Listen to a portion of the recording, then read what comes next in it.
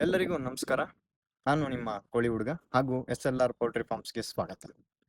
ನಾನು ನನ್ನ ಫಾರ್ಮ್‌ನ ಯಾವುದೇ ಮಾರ್ಕೆಟಿಂಗ್ ಅಥವಾ ಪ್ರಚಾರಕ್ಕಾಗಿ ಈ ವಿಡಿಯೋಗಳನ್ನು ಮಾಡುತ್ತಿಲ್ಲ ಎಂದು ಸ್ಪಷ್ಟಪಡಿಸಲು ಬಯಸುತ್ತೇನೆ.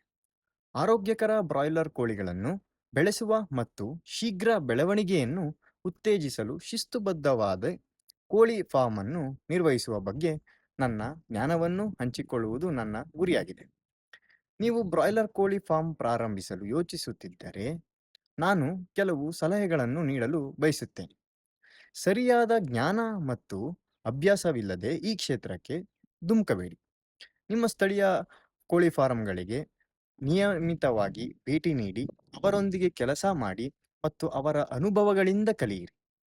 ಈ ಪ್ರಾಯೋಗಿಕ ವಿಧಾನವು ಕೋಳಿ ಸಾಕಾಣಿಕೆ ಮತ್ತು ಬ್ರಾಯ್ಲರ್ ಕೋಳಿ ಆರೈಕೆಯಲ್ಲೂ ಒಳ್ಳೆ ಒಳ ಮತ್ತು ಹೊರಗನ್ನು ಅರ್ಥ ಮಾಡಿಕೊಳ್ಳಲು ನಿಮಗೆ ಸಹಾಯ ಮಾಡುತ್ತದೆ.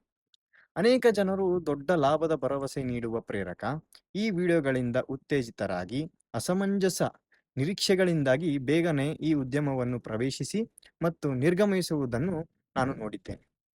ನೆನಪಿಡಿ, ಕೋಳಿ ಸಾಕಾಣಿಕೆಯಲ್ಲಿ ಯಶಸ್ಸು ಕೇವಲ ಪ್ರೇರಣೆಯಿಂದಲ್ಲ, ಕಠಿಣ ಪರಿಶ್ರಮದಿಂದ ಬರುತ್ತದೆ.